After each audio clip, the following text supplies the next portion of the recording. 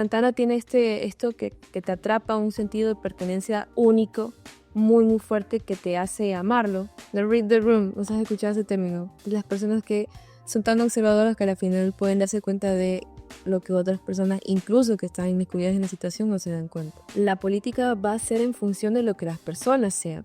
Si una persona es corrupta y hace política, esa política será corrupta. Si una política es transparente, una persona es transparente, genuina y hace política desde esas virtudes, obviamente va a empezar a transformar la política. Si en algún punto yo veo que es el mejor momento, yo quiero intentar ser alcalde de Santana. ¿Cuál es tu comida favorita?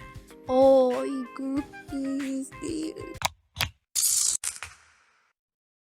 Hola a todos, sean bienvenidos a este nuevo episodio del Mundo en Blanco y Negro. Hoy día tenemos un episodio especial porque nos acompaña una persona que se ha impulsado más que nada y ha creado muchas actividades para la juventud en Santana, candidata asambleísta, una persona muy activa y que nos va a contar su historia, que es una historia muy interesante porque ella prácticamente ha viajado a todos los lugares del mundo y un orgullo santanense. Bienvenida, Nela. Muchísimas gracias, Wagner. De verdad que es un gran placer poder estar en este programa. Me siento muy orgullosa de que la juventud santanense esté innovando y esté también sacando este tipo de productos. Y nada, un placer poder estar aquí. Claro, para que todos sepan, Nela y yo estudiamos juntos en el jardín. Es algo que yo no lo sabía, pero que estudiamos juntos. Aparte de eso, aunque no coincidimos después en escuela y colegio, estudiamos en el mismo colegio toda la vida. Y Nela prácticamente yo la conozco de siempre. Ahorita estamos muy emocionados y apoyándote. Tú conoces nuestro grupo por el tema de tu campaña. Y aparte de eso, también estamos intrigados en este pequeño canal, ya que, como tú sabes, durante mucho tiempo hemos intentado realizar esa entrevista, pero por diferentes temas de agenda no hemos tenido la oportunidad. Pero Nela, cuéntanos un poco tu historia. ¿Cómo nace tu interés por ayudar a la juventud? Tu interés por todos esos movimientos de jóvenes que tú has hecho. Bueno, quiero empezar diciendo que a mí me encanta eso justamente de Santana, que es el tema de que todos nos conocemos y tenemos como ese privilegio de poder decir, sí, bueno, estudiamos en el jardín juntos, o coincidimos en el colegio, o en la escuela, en alguna otra actividad. Entonces, a mí me pone muy, muy feliz cuando personas que yo he conocido desde muy pequeñas, luego están haciendo algo que me parece grandioso y están destacándose justamente en eso. Entonces, repetir que estoy muy honrada de poder estar en este capítulo, que como tú bien lo explicabas, se tardó un poquito en hacerse posible porque estábamos como complicados con la gente y todo. Pero bueno, mi historia, sabes que a mí se me complica bastante, estoy como muy acostumbrada a hablar en entrevistas mucho más formales y lo digo como en total confianza porque al final de eso se trata este espacio. Y cuando se trata de hablar de mí ya desde una perspectiva mucho más personal siempre me ha costado un poco más. Pero bueno, a mí me parece que yo fui bastante influenciada por mi papá y por mi mamá también, pero mi papá tenía como esta visión bastante humanista de servir a los demás todo el tiempo. Yo crecí como que siempre viendo en mi hogar cómo se trataba de ayudar a los demás, cómo se hacía algo por la comunidad. Y tú creces con eso y ya se convierte más que como una tarea puntual, como una forma una parte también de tu vida. Entonces yo desde que estoy pequeña siempre estuve muy interesada en el voluntariado.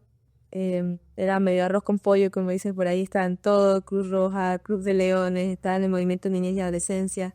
Toqué flauta traversa en un conservatorio, era de la Orquesta Sinfónica de aquí Santana. Estaba como muchas cosas inmiscuidas, fui seleccionada también de ajedrez. Pero como que el gran inicio de todo esto, del tema ya de un poco de incidencia en derechos de niñez y adolescencia, fue cuando en Santana, el Consejo de Protección de Derechos junto a Visión Mundial y junto a Plan Internacional, que son ONGs, llegan como que a cada colegio, envían un oficio y dicen que se va a elegir por primera vez el Consejo Consultivo de Niñez y Adolescencia. Ese Consejo Consultivo era una instancia nueva para ese momento y lo que buscaba era como que incidir y también un poco agitar la participación de los niños y los adolescentes porque recién se había adquirido tema del voto facultativo. Entonces era una forma de que los adolescentes, los niños se involucren un poco más en los asuntos de interés público, sobre todo también como que en las decisiones. Pues no, a veces siempre como sociedad civil estamos muy alejados de esas cosas tan importantes, sobre todo cuando somos niños y adolescentes, y ya cuando somos adultos es que nos interesamos un poco más. Pero bueno, yo era presidenta del consejo estudiantil de mi colegio, entonces en la solicitud lo que se pedía era que los presidentes fuéramos a una reunión que se iba a hacer a nivel cantón. Todos los presidentes de los colegios iban a estar en esta reunión y bueno, yo fui. Y me acuerdo cuando nos explicaron el proyecto de qué se trataba el consejo consultivo, qué era lo que querían hacer, elegir un presidente o una presidenta, y tener también como un pequeño grupo, ¿no?, de representantes a nivel cantonal. Nosotros no estuvimos como muy de acuerdo. Estaban Andrés Murillo, estaban Camilo Murillo, bueno, Sandy Navarrete, algunos amigos y compañeros a los que todavía estimo muchísimo, con los que comparto de vez en cuando. Y no estuvimos de acuerdo, fue como que, wow, o sea, esto es bastante importante. Es la primera vez que se va a hacer aquí en Santana. No lo decidamos solo entre nosotros, que era lo que nos estaban proponiendo en ese momento, de que así, sin conocernos nada, fue como que elijan y ya. Nosotros dijimos, ¿por qué no hacemos esto de verdad? ¿Por qué no proponemos una campaña en todo el cantón, recorremos todos los colegios, todas las escuelas de todo Santana, parroquias urbanas y rurales, y que los niños y los adolescentes de estos colegios y escuelas sean los que decidan quiénes quieren que sea su primer presidente o presidenta del consejo consultivo? Entonces, ¿para qué? Tuvimos la gran fortuna de que nos escucharon, les encantó, digamos, a los técnicos que estaban atrás de la organización de esto, les encantó la propuesta. Y a pesar de que involucraba mucho más presupuesto, dijeron, está bien, si esa es la propuesta de ustedes, vamos con todo. Me acuerdo que nos dividieron, hicimos la lista 1 y la lista 2. Yo no me acuerdo cuál era mi número de lista, pero me acuerdo que la mía era como construyendo la unión de niños, niñas y adolescentes, que era como cuna. Andrés, mi contrincante, básicamente estaba en pana. Entonces en estas listas hicimos colores, todo lo que implica, pues, no, una elección. Era como una primera intención de ver cómo funcionaba esto. Recorrimos todo Santana, todas las escuelas, todos los colegios, dando discursos, hablando de propuestas, hablando con los estudiantes. Y el día de las elecciones los chicos, se les puso una urna en cada colegio y todo. Los chicos votaron y yo tuve la gran fortuna de que confiaran en mí, y me votaron a mí. Entonces yo fui la primera presidenta del primer consejo consultivo de adolescentes y de niños y adolescentes aquí en Santana. Eso me abrió a mí la posibilidad de estar muchísimo más cerca de espacios de decisión bastante importantes respecto a que se nos consultaba activamente si ahora sí estábamos de acuerdo con algún tipo de presupuesto. Yo empecé a involucrarme mucho más en las asambleas de presupuesto participativo, en alguna asamblea de las comunidades y en las convocatorias de los barrios. Y me empezó a gustar y lo vi también como una forma mucho más fuerte de poder ayudar, porque hasta ahora, claro, mi incidencia ha sido muy de voluntariado, muy de asistencia social, que fiestas navideñas, que donar ropa, ese tipo de situaciones. Ya con el consejo consultivo yo tuve la posibilidad de representar a Santana en diferentes espacios a nivel primero provincial, luego nacional, y llevar esa voz. Entonces era bastante interesante, la verdad. Y ahí a mí me cambió la perspectiva desde muchas aristas. Me di cuenta que, claro, había que involucrar no solo desde la asistencia social toda tu capacidad, sino también ir un paso más allá. Que habían espacios donde se tomaban decisiones que eran decisiones importantes, que afectaban a muchas personas y que a la final nosotros no estábamos ahí. Entonces fue como un llamado de atención a que me involucre mucho más. Y así fue, como fuimos como caminando, empezaron alguna serie de proyectos. Del Consejo Consultivo tengo las mejores experiencias, maravillosas, un aprendizaje invaluable. Y empezamos a hacer varios proyectos acá. Y hay una segunda parte. No sé si quieres que continúe porque, como te digo, la respuesta es bastante larga. Cuando tenía 18 años recién cumplidos, yo me gano una beca del Departamento de los Estados Unidos, del Departamento de Estado de los Estados Unidos. Esta beca era académica y cultural, entonces yo tenía que ir casi como 3 meses a Estados Unidos a estudiar, la Universidad de Arizona, pero luego también recorríamos algunos estados como Washington, Nueva York. Entonces estábamos como en diferentes institutos. Me acuerdo que estuve una semana en Harvard, otro en el MIT en Massachusetts. El mayor tiempo lo pasé en la Universidad de Arizona. Y yo vine bastante motivada y bastante inspirada en hacer una asociación, una organización de jóvenes que hagan cosas importantes en Santana. Entonces, justo esto coincide que el día que yo regreso mi papá fallece. Entonces era como como tomar una decisión, pues no atravesar esa parte del duelo totalmente encerrada, ensimismada en lo que implica un duelo, o usarlo también como un motor para que justamente todo eso que yo había aprendido de él en vida pudiera como que ahora ponerlo en marcha. Claro que ahora me tocaba sola. Entonces empecé a llamar amigos cuando ya estaba acá. Llamé amigos, a compañeros que tuve en el colegio, a gente del consejo consultivo y les propuse hacer una organización de jóvenes que no respondiera a ningún tipo de partido político, a ningún tipo de institución. Era netamente nosotros tomamos las decisiones y lo que íbamos a hacer. Tuvo una muy buena recepción. Un amigo llamaba a otro amigo y otro amigo llamaba a otro amigo. De repente íbamos como 30 jóvenes aquí en Santana, entre adolescentes y jóvenes. Y yo me acuerdo que la premisa que yo tenía era, cuando trataba como de convencerlos de que se sumen a esta iniciativa, era de que en Santana la juventud tiene una capacidad impresionante, pero que a mí siempre me generó muchísima tristeza que por la falta de oportunidades que teníamos en el cantón, esa capacidad, ese talento, esa visión, se iban. Tú de repente conocías a jóvenes brillantes que apenas se graduaban del colegio tenían que irse a otras ciudades o a otros países a buscar oportunidades porque en Santana no las había. Y para mí era una gran pena. Entonces yo les proponía a los chicos está bien, que en algún momento cada uno de nosotros quiera partir a buscar y construir su propio camino, pero hasta que ese momento llegue, dejemos algo importante en Santana. Y bueno, nos arriesgamos a soñar y soñamos bastantísimo. Hicimos unas cosas, creo yo, al día de hoy me pongo a pensar en el pasado y digo, wow, estábamos locos. Nosotros hicimos el primer festival de juegos tradicionales en la historia de Santana. Nunca se le había hecho en la magnitud en la que nosotros lo hicimos. Todo con autofinanciamiento. Vendíamos tongas, vendíamos postres, siempre estábamos haciendo algo. Hicimos un cortometraje y participamos en el Festival de Cortometrajes de Manabí.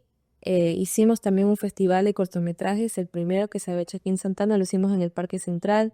Pusimos alfombra roja, invitamos a una actriz que tuvimos, porque acá se grabó la primera película ecuatoriana, La Tira. Incluso al festival le pusimos una tira. O sea, te estoy hablando de que de verdad hicimos cosas que ni siquiera desde lo institucional se hacía. Y nosotros nos atrevimos a soñar. Le damos tanto la atención que para nuestro segundo año como Acción Juvenil, nosotros ya teníamos instituciones incluso fuera del canto que nos buscaban para trabajar en conjunto. Me acuerdo que el Instituto Nacional de Patrimonio y Cultura nos buscó para hacer la segunda edición de Juegos Tradicionales ya con ellos. Y nosotros hacíamos exposiciones de Santana de antes, llamábamos a los colegios para que participaran en los ensacados. Te lo pongo así, porque de verdad que hicimos muchas cosas. Me acuerdo que fueron las inundaciones y estuvimos de voluntarios ayudando a la gente. Hacíamos campañas de donación para Navidad, juguete, ropa. Íbamos a las comunidades, le hacíamos fiestas, agasajos. El Día del Niño no lo pasaba desapercibido. Siempre estábamos como que haciendo diferentes agendas. Para mí esa es como el proyecto más importante, porque a mí eso me sirvió un montón para los desafíos que después yo iba a asumir en la vida, y de ahí yo aprendí un montón de cosas que me han servido en diferentes ámbitos, en el ámbito político, en el ámbito laboral. Toda esa enseñanza que pude recoger, porque de alguna u otra forma yo era la que lideraba el espacio, a mí me ha servido bastante. Y ya han pasado años, porque Acción Juvenil llegó como hasta 2018, 2019, 3 años estuvimos activos. Han pasado años y todavía tengo lecciones de esa experiencia y también una gratificación, porque de cierta manera fue hacer algo por Santana, algo importante. Me acuerdo que a partir de Acción Juvenil se empezaron a crear otras organizaciones de jóvenes también, y era bastante chévere porque no estábamos solos, motivábamos a otros jóvenes a hacer también cosas divertidas, cosas diferentes. Y ahora son amigos de la vida que están haciendo cosas increíbles en otras partes, pero siempre vamos a compartir ese recuerdo de lo que hicimos por Santana en su momento y que nos arriesgamos a soñar y nos fue súper bien. Por supuesto. Algo que yo siempre he dejado claro en este podcast, y creo que a ti también te lo mencioné, es que nosotros queremos darle proyección a Santana, porque para mí Santana tiene muchísimos profesionales de mucha calidad. Inclusive ya hemos entrevistado a algunos que nos han comentado varias cosas de: a mí me interesaba esto, yo traje esto, yo fui primero a hacer esto en Santana. Y gente que son súper inteligentes, súper pilas, y de vez de irse a otros lugares, vienen acá a Santana a intentar darle a Santana una proyección más grande. Porque para mí, y siempre lo menciono, Santana tiene muchísimo potencial. Santana es grande, sino que lamentablemente no hay las oportunidades aquí. Y es algo que a veces duele o fastidia o simplemente yo lo veo mal porque digo, ¿cómo es posible que tengamos tantas personas con tantas actividades, tantos talentos que tienen y no los podemos aprovechar, sino que tengamos que tengan que ir a otros lados, que tengan que estudiar en otros lados? Y en Santana también pueden estudiar, también pueden hacer de todo. Y muchos de esos ejemplos nosotros los vamos viendo y los vamos entrevistando o intentamos ponernos de acuerdo con ellos. Porque a la final dicen, no, por ejemplo, una entrevista que ya tuvo que haber salido por ese momento, la de Ariel. Ariel se graduó de veterinario, fue el primero aquí en Santana para mascotas domésticas y ya ahorita tiene su clínica. Y él pudo ir a otro lado, hacerlo en otro lado, pero ¿por qué Santana? Porque Santana, primero que es aquí y segundo porque Santana tiene estos profesionales que pueden hacerlo. Y las futuras generaciones pueden tomar inspiración en estas personas y poder darse cuenta de que somos jóvenes, pero todas nuestras metas, todos nuestros sueños se pueden cumplir. No por decir, soy de Santana, no puedo hacerlo. Claro. Yo creo que en esa línea de lo que tú estás diciendo, lo más valioso es que yo no sé qué tiene Santana, que nos hace amarnos, pero no es un amor básico que uno siente de, bueno, si yo nací ahí, lo quiero. No, es un amor que te responsabiliza y te obliga a siempre querer volver. Y siempre querer volver para hacer que Santana sea mucho más grande, sea mucho más lindo. He pasado que he compartido, por ejemplo, con amigos como Ariel y otra gente que ha hecho cosas bastante impresionantes aquí. Justo eso, de, sí, yo me pude ir a tal parte, pero quiero tanto a Santana y quería hacer cosas tan diferentes por Santana que me quedé. O tengo amigos que ahora no están aquí, pero que su sueño y su meta es volver y ya tienen cosas súper locas que quieren implementar acá en Santana. Entonces Santana tiene esto que te atrapa, un sentido de pertenencia único, muy, muy fuerte, que te hace amarlo.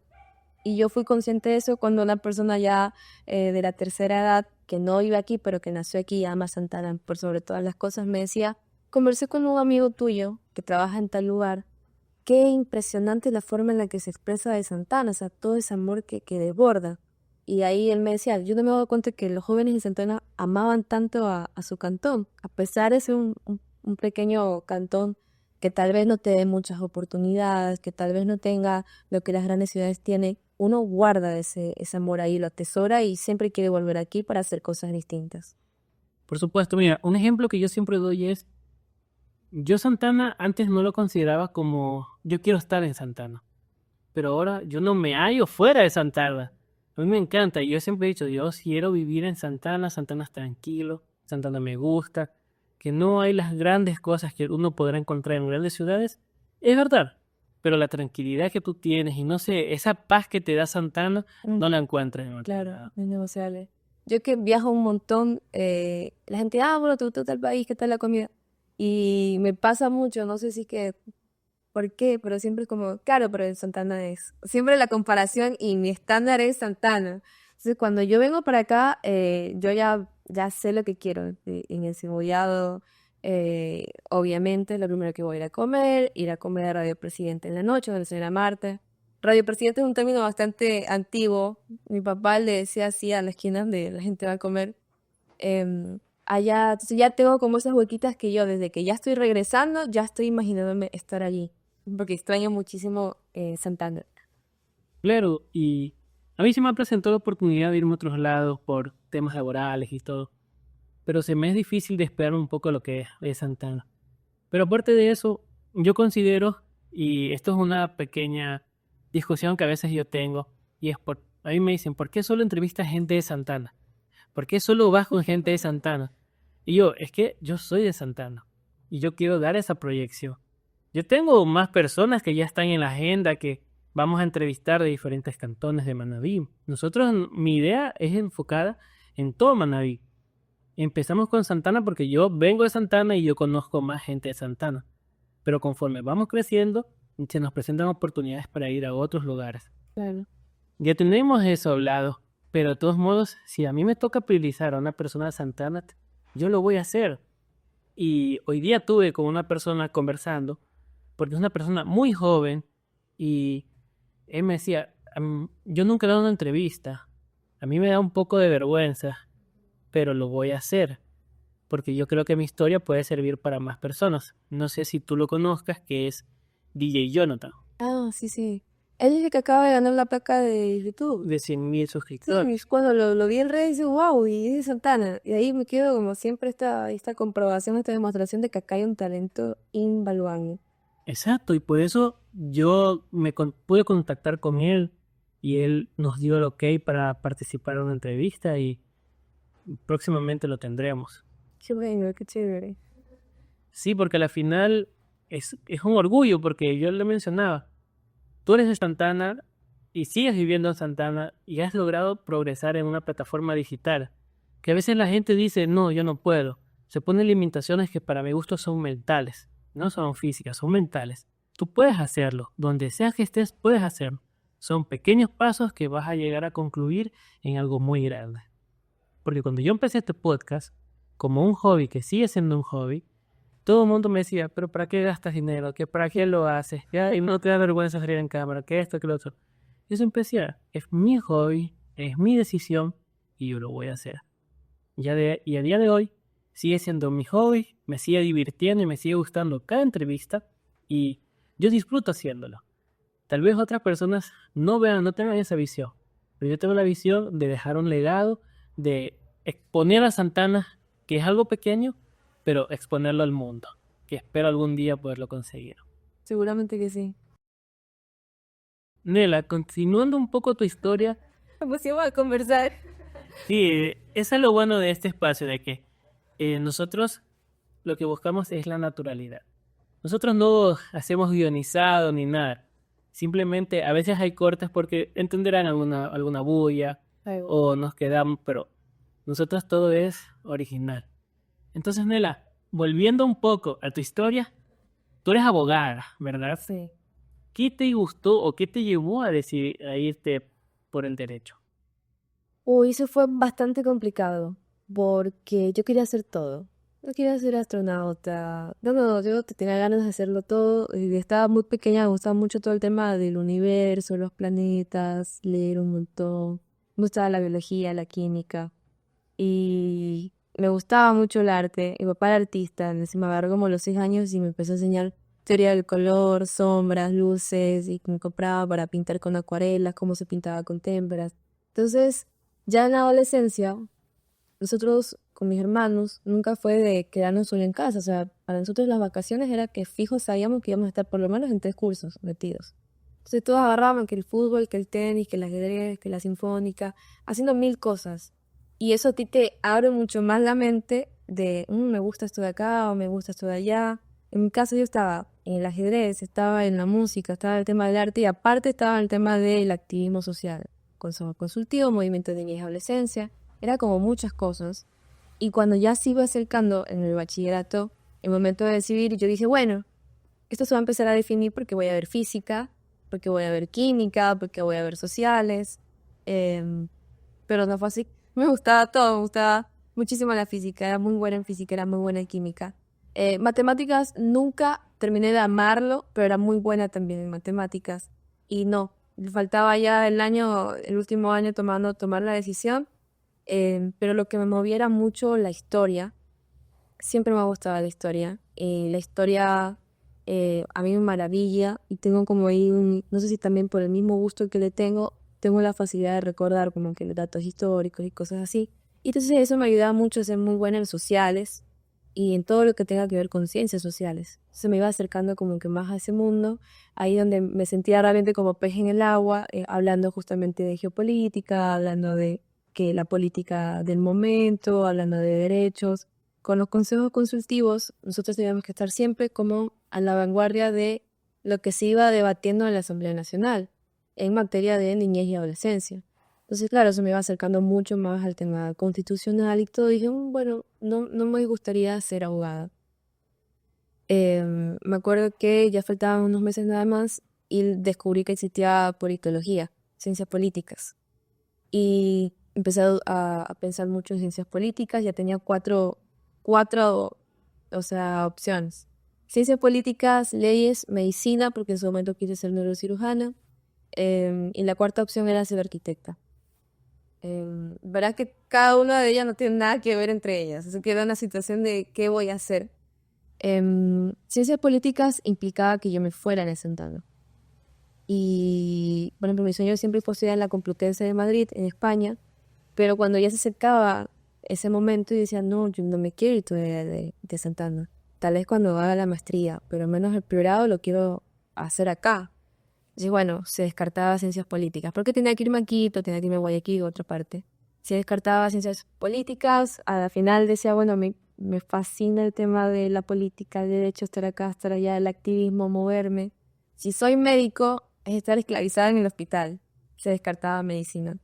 Ya se iba cerrando entre arquitectura y derecho, y finalmente los últimos los últimos meses de mi bachillerato fueron muy movidos. Como ya lo había dicho antes, estaban muchas cosas metidas y viajé mucho por todo el país, porque primero recorrí bastante el país, no solo por el ajedrez, sino también por el tema del consejo consultivo. Y eso me fue acercando a, ok, desde el derecho puedo hacer muchísimo por la gente, desde el derecho puedo entender incluso aún más a la sociedad a la que tanto desde diferentes acciones intento que cambie para bien. Creo que por acá es mi camino. Entonces, bueno, ahora soy abogada, estoy estudiando una maestría en inclusión social, hice un diplomado en la Universidad de Arizona y así. El diplomado que hice fue en Historia, Derechos y Sociedades y así estaba como siempre alimentando un poco eso desde lo académico en esa línea de las ciencias sociales. Claro, algo que yo admiro mucho de ti es que tú tienes ese empeño de seguir aprendiendo. Yo lo tengo, a mí me gusta aprenderme. Yo adoro la historia, adoro los libros, adoro todo lo que tenga que ver con el pasado. Y uno de mis mayores hobbies es intentar entender a las personas. Es que es imposible porque todos somos diferentes, pero yo adoro por lo menos poder conversar con alguien y notar detalles. Y es algo que mis amigos más cercanos siempre me dicen. Yo te cuento algo y tú tienes un análisis que ya más o menos sabes por qué me pasa. Y tú me lo haces saber y yo ahí voy buscando una solución. Y es algo que me toma tiempo, pero a mí me gusta, porque me gusta analizar. Y esto es anecdótico porque hubo una vez con una amiga que ella estaba saliendo con un chico. Entonces, como tú sabes, cuando un chico es amigo de una chica y esa chica empieza a salir con alguien, ya enseguidito ya no pueden ser amigos. Sabe esa complicada situación. Entonces, cuando ella me seguíamos en contacto y me contaba sus cosas, yo un día le digo, mira, te voy a ser honesto, no lo tomes a mal y sinceramente no lo quiero decir porque van a seguir muchos comentarios por parte de él y por parte tuya tal vez, pero yo creo que no te conviene. Tengo ese presentimiento y eso por las cosas que tú me cuentas, que algo oculta, que hay algo extraño. Ella me dejó de hablar, dejamos los temas ahí Qué difícil. y después de 2, 3 semanas, ella descubrió que él estaba con otras. Entonces, ahí ella me llamó, me contó, y me dice, ¿tú cómo sabías? ¿Tú lo viste? Y yo, no, simplemente yo voy atando cabos, voy haciendo hilos mentales y voy diciendo, no, pues algo no cuadra. Porque yo te pongo atención a lo que hablas y también más o menos me voy dando cuenta de cómo es la persona. Claro. Y eso me ha tomado tiempo, pero es como una habilidad que voy desarrollando poco a poco, intentando entender a las personas. Aún no puedo decir que es algo que lo voy a conseguir, pero por lo menos tengo esa facilidad de conectar con otra persona y entenderla. Y más o menos acertar, porque a un amigo le acierto todo en la vida. A mi mejor amigo yo le digo, pasará esto y pasa. Entonces no sé si es suerte o es conocerlo tanto. No sabes leer muy bien las personas y también el lugar. The read the room, no sabes escuchar ese término. De las personas que son tan observadoras que al final pueden darse cuenta de lo que otras personas, incluso que están inmiscuidas en la situación, no se dan cuenta. Entonces, claro, tú seguramente eres muy observador. Había pasado, por ejemplo, que nosotros compartimos transporte escolar. Bueno, y ahora ya no, porque ya estoy en campaña. Nosotros decimos transporte escolar, pero nada de transporte al trabajo. Y yo imagino que lo dices porque a veces yo llegaba así como medio dormida al carro, pero en el viaje empezaron a hablar de política o algo así, y yo me levantaba de una. Entonces, sí, te entiendo. Y muchas veces me di cuenta que tú te dabas cuenta lo mucho que a mí me gusta hablar de estos temas, políticas, sociales, todo lo que tenga que ver con historia. Mira, yo adoro el tema político. A mí me gusta hablar de política. No lo hago mucho porque a veces hay personas que no comparten tus ideas Claro. y se enojan porque tú tengas una idea distinta. Entonces yo considero que en ese punto no saben debatir, no saben defender su punto. Yo adoro defender mi punto, pero si tú me vienes con otro punto, yo te voy a dar la razón, porque tenemos puntos distintos. Eso es lo que nos hace únicos a los seres humanos, que somos distintos. Pero si yo defiendo a un partido o algo en específico, y tú me estás diciendo la verdad de que por qué estoy mal, yo tengo que aceptarlo. Claro. Y yo, por lo menos yo eso sí lo acepto. Yo no soy así, como se diría vulgarmente, enfermo o entregado a algo. Si tengo que decir, no, si se equivocó, o no, yo estoy mal, yo acepto mis equivocaciones, porque ¿de qué me sirve intentar ser perfecto si nadie lo es? Y por eso yo muchas veces evito hablar de temas políticos o evito hablar de temas un poco polémicos, porque yo digo, iniciar una discusión por algo que no vale la pena o por personas que ni nos topan, no vale la pena perder un amigo o empezar a discutir. A mí me pasa que por lo general la gente cree que yo soy cerrada en cualquier tipo de tema en lo político, pues no. Pero cuando ya me conocen y me dicen, no sé, alguna crítica, alguna situación, yo si es de reconocer, lo reconozco, como que claro, claro que sí, incluso les pongo en contexto de decir, tienes razón por esto lo veo. Y ya después como, oye, no sabía que eras tan abierta, entonces yo sí soy muy como, trato de ser objetiva. Si tú tienes la razón, te la voy a dar. E incluso si hay puntos en común en lo que estás argumentando y yo estoy argumentando, bueno, vamos armando ahí una sola idea, porque no estamos tan contrarios en lo que pensamos. A mí me encanta eso, como que conversar con la gente, entender a la gente y si da la razón, darla, incluso empatizar, pues, ¿no? ¿De dónde viene lo que me está diciendo esta persona? Viene de este sentimiento, viene de este tipo de concepción de alguna situación. Me encanta eso. También aprendí que el que se pica pierde. A mí me encanta decir que el que se pica pierde. Y que no te lleva a ninguna parte. O sea, todo lo contrario. No te lleva a ninguna parte como cerrarte a lo que el otro tiene para decir. Yo creo que escuchar es una virtud y una habilidad muy valiosa. Yo trato día a día como de desarrollarla. Pero también como una escucha desde la empatía. No escuchar para rebatir y lanzarle y enseguida no. Es escuchar para entender. Claro, y si tú te acordarás, durante muchos de los viajes que tuvimos juntos, había momentos en que conversábamos o debatíamos ciertas ideas o ciertos comentarios que teníamos. Porque eso era para mí lo bonito, de que tú puedas hablar con alguien y puedas transmitir tu idea y la otra persona o la complementa o te da un punto de vista distinto. Y eso para mí es interesante. Sí, yo creo que así se alimenta mucho más lo que hacemos y lo que decimos. Claro, porque como te decía, yo considero que somos personas que estamos en constante aprendizaje. Y si tú tienes la oportunidad de aprender algo nuevo o entender la visión, como tú dices, la empatía y... Porque la otra persona puede tener su conocimiento y tú puedes aprender de ahí. Porque eso es lo mejor que puedes hacer. Porque al final, todo lo que te va a quedar es todo lo aprendido, todo lo vivido. Y eso nadie te lo va a poder quitar. Tú estás ahorita en una etapa de tu vida que lamentablemente ya no estás con nosotros viajando. Te extrañamos, aún te mantenemos siempre. Sigo en grupo, por suerte no hemos sacado. No, jamás. Siempre te mantenemos ahí, chutanela, ¿dónde está? ¿Cómo estará? Y como tú sabes, te deseamos lo mejor. Pero cuéntanos esta nueva etapa en tu vida, cómo la afrontas y cómo así te has lanzado a intentar, y que esperamos que así sea, en una etapa política ya. Bueno, yo siempre he sido, desde que empecé en todo el tema del autismo, he sido activista política. Ya desde los 16 años empecé en eso, ya tengo 29, ya son varios años en esto, más de una década siendo activista política, y a mí siempre me ha gustado la política pero, y esto no es cliché, esto de verdad, yo lo siento, es lo que me mueve. Desde entenderla como la oportunidad que yo tengo para servir a los demás. Porque yo concibo la política como la única forma en la que realmente podemos cambiar las realidades. Y a mí en su momento me costó mucho entenderlo, claro. Yo hacía mucho voluntariado y te lo pongo como este ejemplo. Llegaba con una canasta de víveres. Pero esa canasta de víveres solamente dura una semana. Y ya está, mi ayuda duró nada más una semana. Entonces, ese pensamiento de qué puedo hacer para que la situación de esa persona a la que estoy ayudando una semana cambie de manera permanente.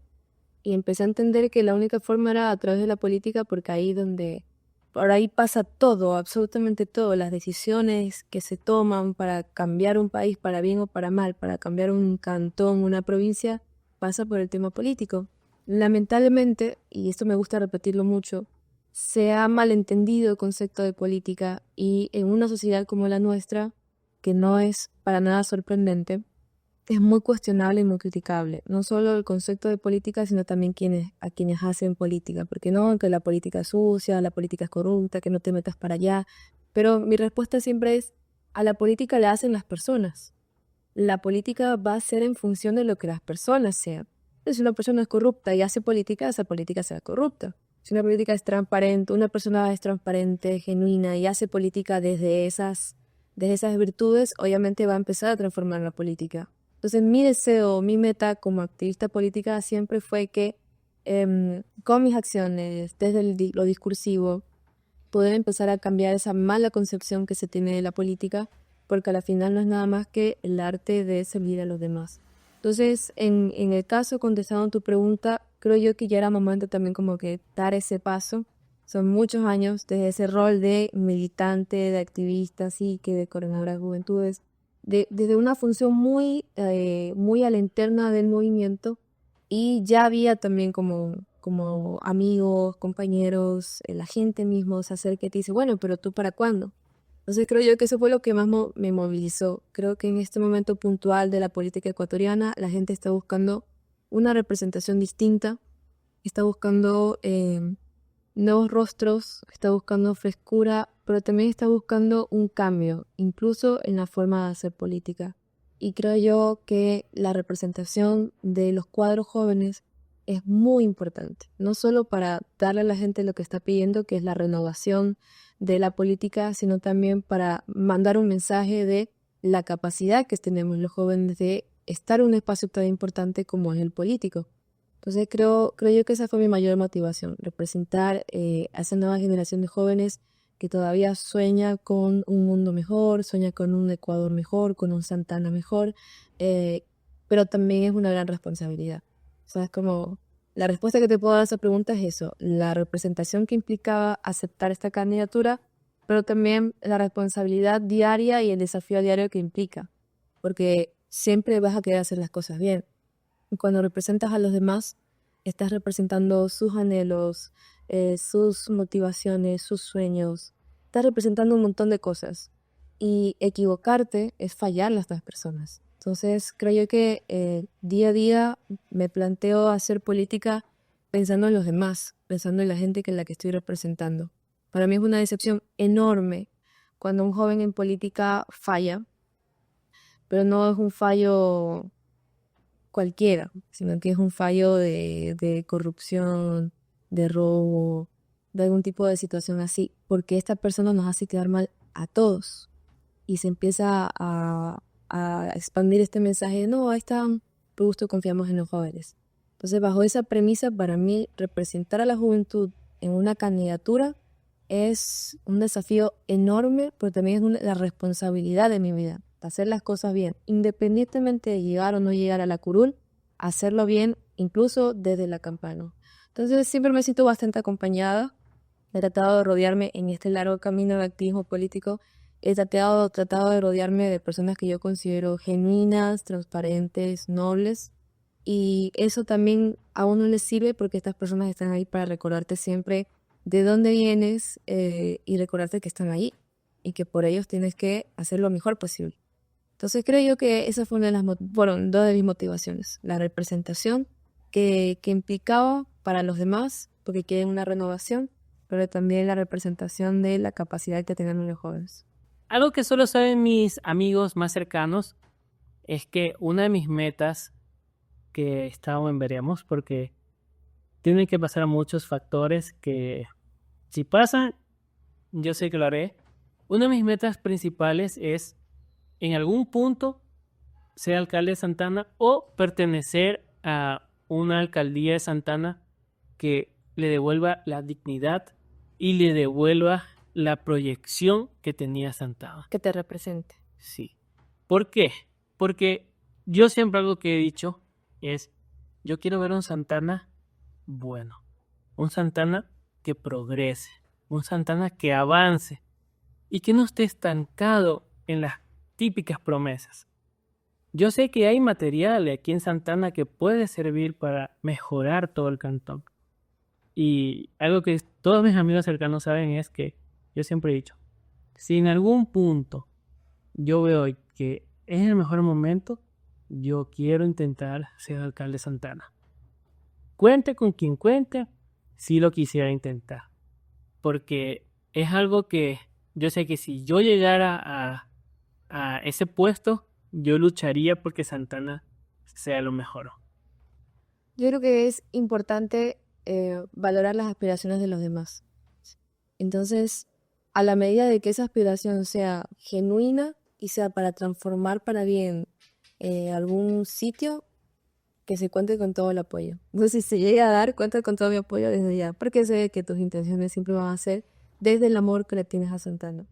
Por supuesto, y es más, yo tengo muchos amigos que me dicen siempre, porque yo en la universidad, tal vez yo no he sido activista o yo no he participado en muchas actividades así públicas, pero yo en la universidad siempre me escogían mis amigos y compañeros como líder de grupo, porque me decían que yo sabía liderar, que yo sabía cómo llevar un grupo adelante.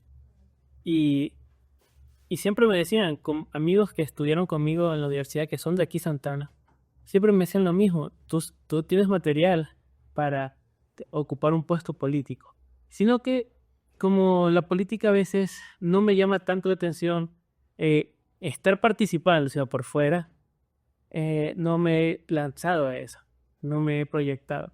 Pero sí es una meta que tal vez en algún día Dios diga, amanezca y diga, quiero esto, voy a intentarlo, voy a pelearlo y voy a lucharlo. Más que nada porque a mí me gustaría ayudar, como tú dices, ese sentimiento de cambiar las cosas para bien de alguien, para ayudar a una persona, a una familia de escasos recursos, a una familia que le falta algo, poder ayudar, porque al final yo veo muchas veces que el pueblo sufre, veo muchas veces que se los trata con dignidad o que no se los trata bien, y así tampoco son las cosas, porque cuando uno llega a un puesto político, lamentablemente hay algunas personas que cambian. Cambian para mal, que es lo feo. Porque tú llegas por el pueblo y tienes que llegar a servirle al pueblo. No a que el pueblo te sirva a ti o no que al pueblo te aplauda. Nela, ¿y cuáles son tus proyectos a futuro? ¿Qué te depara o cómo tú te visualizas de aquí a un tiempo? Mira, yo creo que la formación académica es sumamente importante en la vida de cualquier persona, pero también la veo como un privilegio, porque no todos tienen ese privilegio para acceder a formación académica. Entonces, yo tengo esta responsabilidad de querer cambiar las cosas, cambiarlas para bien, de representar a muchas personas, pero también cargo con la responsabilidad de cierta forma de representar a Santana, llevar esa bandera. Cada que salgo al país a algún evento, algún congreso, por alguna invitación oficial, yo voy arropada con la bandera de Santana. Entonces, para mí, eso me pone a mí la meta de siempre querer ser mejor, para poder representar mejor. Entonces, claro, yo a futuro me veo sí preparándome aún más. Como te decía, bueno, estoy haciendo maestría, he hecho muchos diplomados, he estado en varios talleres y cosas para aprender. Entonces me veo alimentando aún más información académica, me veo como muy estable en el plano laboral. Siempre me ha gustado tener trabajos donde pueda hacer cosas por la comunidad. En mi último trabajo tuve la gran fortuna de poder justamente poner toda mi visión todo el amor, toda la experiencia que he venido recogiendo a lo largo de estos años desde el activismo juvenil, lo pude poner en mi trabajo y construimos la primera política pública de adolescentes y jóvenes, que es histórico, hasta donde investigamos no se había hecho con esas características, no se había hecho en otra parte del país, porque me acuerdo que cuando teníamos que construirla, yo propuse que no la hiciéramos en una oficina entre cuatro paredes, sino que saliéramos a las comunidades, a los colegios, habláramos con las organizaciones juveniles y les preguntáramos. Que ellos mismos hicieran un diagnóstico de cuál era la situación actual desde su percepción, de sus localidades, de la provincia y cómo ellos planteaban cambiar esa situación. Entonces nosotros construimos esa política pública con la gente y mi deseo es justamente seguir así, siempre estar como en espacios donde yo pueda construir para la comunidad, pero con la comunidad. Y creo yo que eso implica preparación. Entonces me veo preparándome, que esa formación nunca se acabe, porque como te digo, la responsabilidad es muy grande. Me veo en eso, también me veo muy estable en mi vida personal, siempre me gusta estar como que bastante estable. Creo ya que lo he logrado y me gustaría seguir haciéndolo así. Me veo viajando, conociendo también mucho más del mundo. Mi viaje nunca ha sido turístico, la gente no me cree, pero cuando he salido del país nunca ha sido de vacaciones, siempre ha sido por una invitación oficial, algún evento, algún congreso formal. Entonces, eso a mí me ha dado la oportunidad de conocer a otros jóvenes que son líderes de sus países y recoger muchas experiencias de ellos y aprender también. Y todo eso como que conglomerarlo a la visión que yo tengo para servir a los demás. Como quiero cambiar las cosas no solo en Santana, sino que también en la provincia y en el país. Una muy buena meta y de verdad que a mí también en algún momento me gustaría tener ese conocimiento de otras culturas para aprender, porque como te mencionaba, a mí me gusta mucho aprender de los demás. Y Nela, ya que tú has ido a muchos congresos, has conocido diferentes países, ¿con cuál cultura tú te asemejas más a lo que viene siendo Ecuador? Uy, qué pregunta. De todas las que me has hecho, esa ha sido la más difícil. A mí me pasa mucho que cada espacio al que he tenido la oportunidad y el privilegio de ir, he encontrado con compañeros y compañeras fenomenales. Entonces, una calidez humana impresionante, una capacidad, una inteligencia. Entonces, siempre encuentro como puntos en común y me pregunto, bueno, ¿de dónde viene él? ¿De dónde viene ella? Y me quedo realmente impresionado porque son más los puntos comunes que nos encuentran que las diferencias que tenemos. Yo creo que sobre todo me pasa mucho con América Latina, que somos lo mismo. Lamentablemente incluso compartimos historias muy trágicas como pueblos, el tema de las dictaduras, las cosas que nos han pasado. Siento yo que cuando yo pienso en Ecuador no es como un proyecto aislado, para mí es pensar en la patria grande que fue el gran sueño de Bolívar, que justo lo tengo acá atrás, que fue el gran sueño de Bolívar. Y yo me pongo en el lugar, me parece también como muy pretencioso de mi parte, me pongo en el lugar de Bolívar y lo entiendo aún mucho más cuando él hablaba justo de la patria grande y la unidad de todos nuestros países, porque son demasiados los puntos comunes que nos conectan, que nos encuentran. Pero si tendría que elegir, Colombia es un país que se parece mucho a nosotros. Em, Venezuela también, eh, Perú, Bolivia, son como que los países de la comunidad andina somos los más parecidos entre nosotros. Hace poco estuve, por ejemplo, en Bolivia y claro, ahí estuve como una semana y el tema de la comida y todo es como ir a Quito, es como ir a Azuay, es como ir a Cotopaxi, te encuentras como la misma base en lo que es gastronomía. Pero voy a Colombia, que es un poco en las zonas más costeñas, y es como estar de cierta forma aquí, en Manabí todavía, en la costa ecuatoriana. Yo creo que las similitudes que nos conectan son enormes, así que siempre me ha costado como decidir. Incluso si a mí me pregunta, que me lo han preguntado, como, ay, ¿cuál es el mejor país al que has ido? ¿Cuál es el que más te ha gustado? Me cuesta mucho responderlo, porque en cada uno de ellos encuentro muchísimo amor, muchísimo corazón, mucha historia, mucha cultura y me emociona. Solo me cuesta decidirlo porque termina gustándome todo. Algo que yo he descubierto al salir, porque muchas personas me dicen, tú vas a Quito o vas a Cuenca o vas a distintos lugares no te va a gustar, te vas a quedar siempre que te gusta el Manaví. Y claro. Y yo siempre voy a decir, Manaví para mí es perfecto, tiene todo. Pero de todos modos, a mí me encanta conocer y yo disfruto cada uno de los sitios. Por más que yo estuve en Quito, en las fiestas de Quito, no este año, hace 2 años, y fueron espectaculares. A ver. He estado en Cuenca en diferentes momentos y actividades y de todos modos son espectaculares. Y ahí es que toda cultura tiene su historia y cuando tú lo entiendes, o por lo menos cuando vas con la mentalidad de disfrutarlo, lo vas a disfrutar. Vayas donde vayas. Sí, sabes que lo que dije antes, que yo soy muy manaba. Me pasa que tengo un orgullo manadita, bueno, me pasa a todos los manaditas, creo, que es muy, muy fuerte. Entonces, mis estándares siempre son como Santana y Manabí.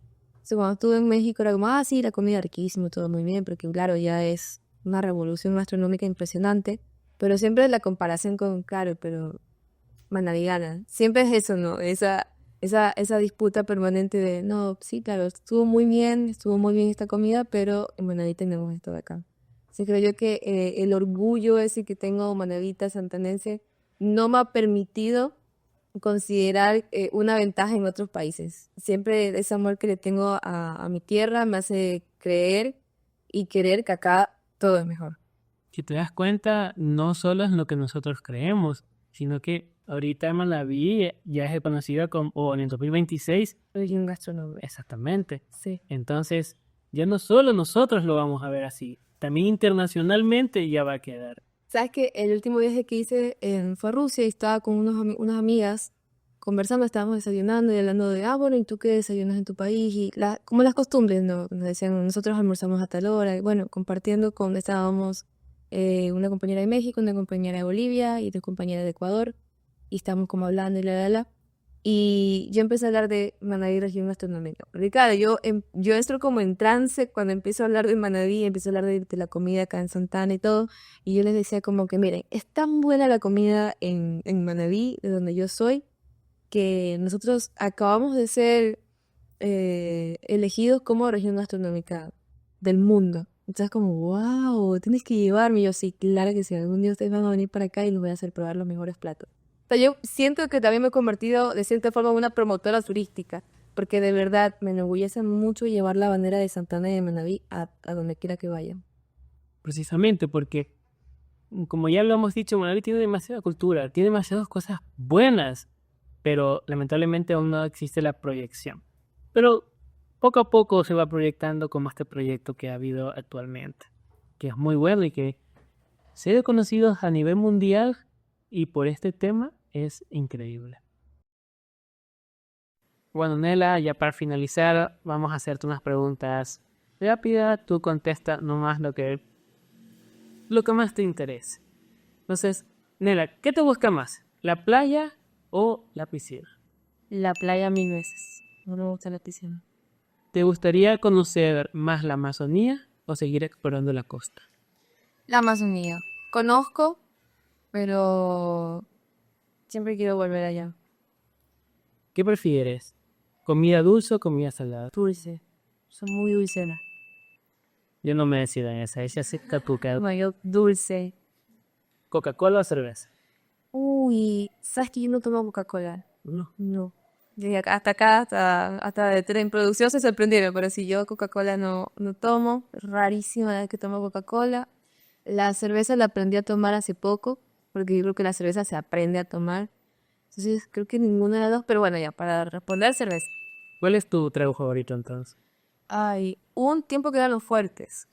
El aguardiente de caña tierna de aquí Santana, por ejemplo. Ese de ahí. Eh, pero no sé, los dulces. No sé qué es este de aquí, ¿cómo que se llama? Que es azul. Que dicen como está Switch. Es algo económica. Switch. No, yo te comento que yo ya le perdí el gusto del trago, como dulce, así como que tierno. No puedo, no me pasa, me da náuseas. Pero el tequila es mi favorito, sí, ese es mi favorito, el tequila o el vodka de manzana verde. No, es que yo no tomo mucho. Entonces como para medirme y todo eso, para como que no me agarre ni nada, y como un trago dulce y un poquito y ya está. Sí, así lo llevo mejor. Pero ya así como antes de que aguardiente, no, ya no puedo hacer eso. No, y también cuando uno va creciendo, va perdiendo ese don de poder tomar y no tener nada. Y tal, al día siguiente como si nada. No, no, ya. Aparte de la responsabilidad, tampoco que me da mucho tiempo para darme esos looks. ¿Qué prefieres? ¿Cuál es tu, más claro, cuál es tu comida favorita? ¡Ay, cómo difícil! Yo amo todo lo que tiene plátano y maní. Porque obviamente, mi mamá me ha dicho, entonces creo que es corviche, bollo. Pero yo tuve una situación con la tonga. La tonga es el amor de mi vida. Yo soy la tonga. Yo adoro el pescado. El pescado es mi debilidad, pero estoy de acuerdo. Plato de maní es Sí, sí. espectacular. Es que, lamentablemente, eso es lo tradicional en Manabí. Exacto. Bueno, lamentablemente, por suerte. No, claro. No. Yo no podía cambiar la gastronomía de Manabí. Es más, cuando yo salgo de Manabí, me cuesta ir a comer a otro lugar. A mí igual, me pasa, me pasa. Voy a esto rápido, pero sí como me extraño mi tonguita, mi corviche, mi panadita. Claro, uno come porque tiene que subsistir, Claro. pero de todos modos yo no me gusta, prefiero Manabí y ya no compara. Entonces, Nela, ¿tú qué preferirías entre... ¿Qué, más claro, ¿qué deporte a ti te gusta? El ajedrez. Yo fui seleccionada provincia del ajedrez, participé en algunas subs a nivel nacional y dediqué 3 años de mi vida a eso. Entonces, yo amo el ajedrez y el tenis. Mis dos deportes. El tenis es esos deportes que sí me siento a ver. El fútbol, ahora último, también le ha agarrado muchísimo amor desde hace unos 3 años atrás. Cuando, yo creo que antes, cuando empezó todo ese tema del último mundial, la selección actual me encanta tanto, el nivel que le meten los chicos, los jóvenes que son, que le ha agarrado amor al fútbol por ellos, por la selección ecuatoriana. Pero eso sí, hay melecista, por si acaso. O sea, no me vas a preguntar, el melecista a morir. Y así aplica precisamente. Bueno, Nela, ya para culminar, no sé si te gustaría dejar un mensaje para toda nuestra audiencia. Claro que sí, bueno, primero agradecer el espacio. Realmente a mí me enorgullece muchísimo cuando jóvenes de Santana se arriesgan en estas nuevas iniciativas, porque es una forma de promover el talento, la capacidad que tiene la juventud santanense y el cantón como tal. Y luego, bueno, hay una frase que a mí me ha movido por muchísimos años, que es gente pequeña en lugares pequeños, haciendo cosas pequeñas, pueden cambiar el mundo. Entonces, muchísimas gracias por la invitación y realmente siempre es un placer poder conversar de temas tan importantes con otros jóvenes. Nela, me gustó la frase, la voy a topar, la voy a tener que... Es de Eduardo Galeano, poeta uruguayo. Ya, ahorita que terminemos la voy a googlear para tenerla presente. Entonces, gente, yo les agradezco por acompañarnos un día más. Les recuerdo que si les gusta nuestro contenido pueden suscribirse, darnos like y compartir y comentar. Nosotros agradecemos cada comentario y yo les contestaré personalmente a cada uno. Hoy día ha sido una entrevista muy satisfactoria, me ha gustado de inicio a fin y espero que a ustedes también. Gracias, Nela, por acompañarnos y nos vemos en un próximo episodio. Chao. El mundo en blanco y negro, la vida en tonos gris, sin colores, sin reflejo, es un sueño sin matiz.